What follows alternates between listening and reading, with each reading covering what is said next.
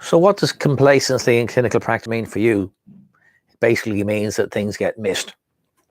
All clinicians are aware that there are certain kinds of presentations and areas in the body when people present complaining of symptoms that there's a possibility of some other causes of problems which need to be explored. A couple of common examples we see. One would be a simple ankle sprain. Now, there are certain kinds of ankle sprains that, although the ligament may be damaged when the ankle twists inwards, you can get a small piece of bone pulled away with the ligament called an avulsion fracture. And it looks just the same on physical examination as an ankle sprain.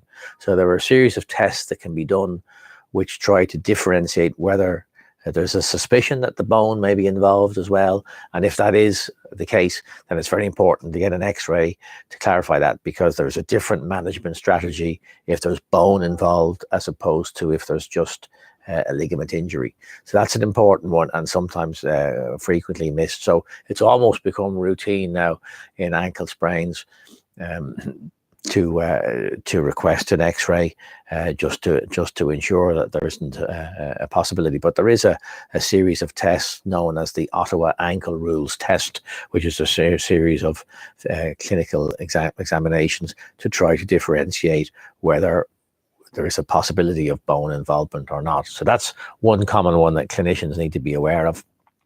The other common area is fall onto the outstretched hand, and there's a bone in the wrist just between the thumb and the wrist called the scaphoid, and that is very frequently produces a small hairline fracture when it's impacted, or sometimes punching or contact is another mechanism, or fall off a bicycle, those type of things.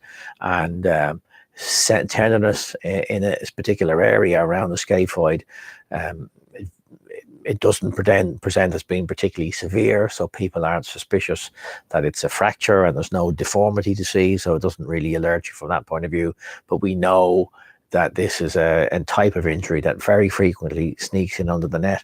And interestingly enough, in this area, very often an initial X-ray doesn't show a fracture. Sometimes it's a small hairline, and it takes a few weeks for that to become visible on an X-ray. And again, the management there sometimes is a precautionary one, where one would immobilize the wrist and hand for anywhere between 2 to 4 weeks and do a recheck X-ray to see has a hairline fracture that may not have been visible on the initial injury, has it become more distinct and clear cut, in which case it will have started to heal at that point in time. So there are two areas that are commonly involved in trauma, and the clinician needs to be aware of potentially other issues going on which would change the management.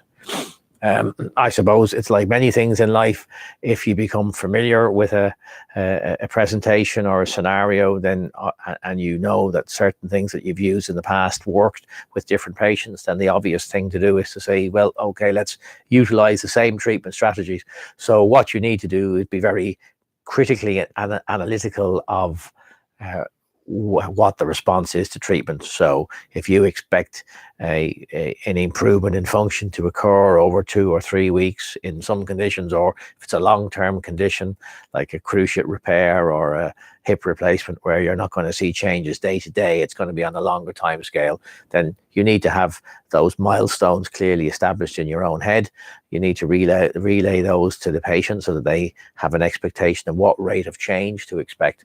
And then obviously if things aren't matching up, then you need to be honest and say, okay, why are things not going to plan? Is this just been slower than we had expected? Are there things that are being missed? Are there other factors that could well be driving the situation and perpetuating the problem? Or have I missed some things in the physical examination?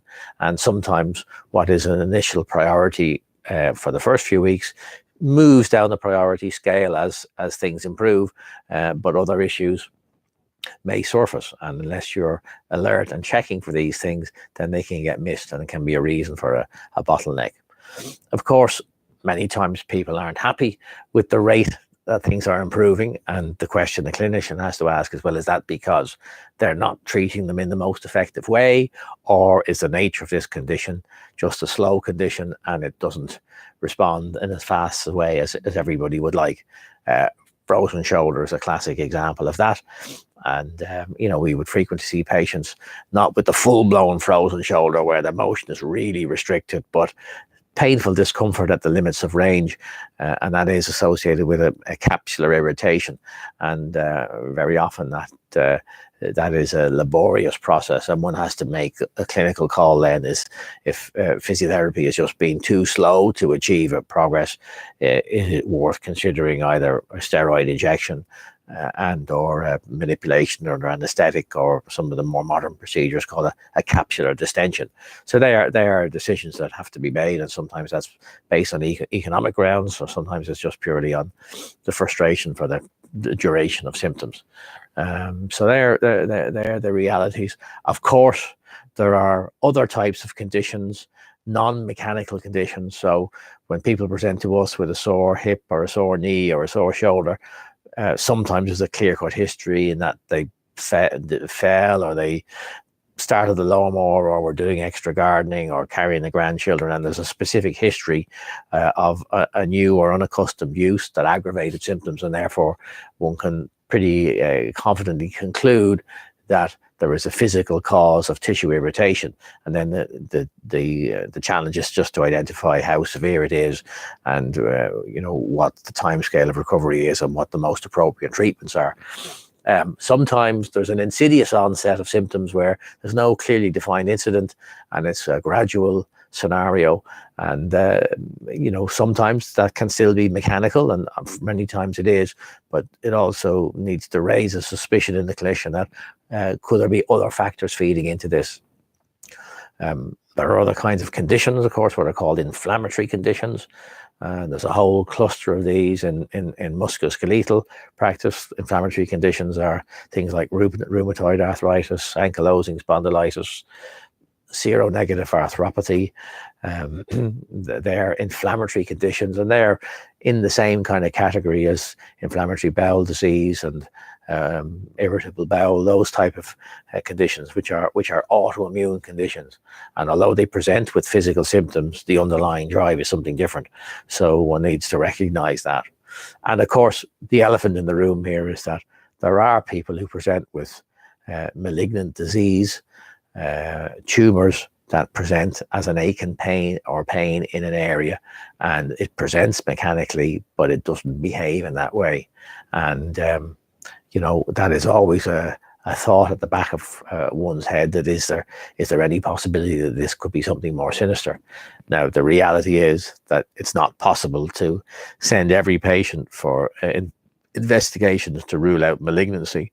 So there has to be some sort of markers in the physical examination or in the history, something that doesn't match, that alerts the clinician to say, okay, this isn't behaving in a predictable way. We need to be exploring other potential options.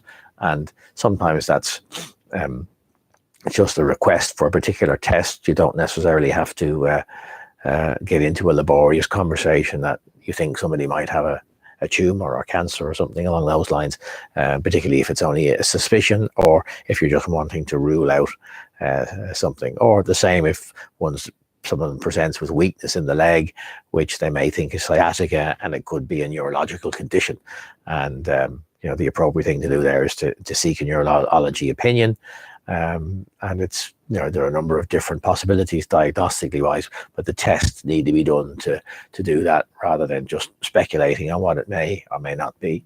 So these are the thought processes that the alert clinician needs to be going through. Sometimes that'll be an open conversation with an individual. Sometimes if people are perhaps a bit anxious and nervous, and there's no big advantage in throwing piles of extra information in. It's a case of just recognizing if things aren't going to plan and instituting a different plan. So I thought that's a worthwhile discussion to have, and I suppose it does come down into this topic of the potential for complacency, and for people to consider, clinicians to consider things as routine, where we always need to be alert and be self-critical of our own performance.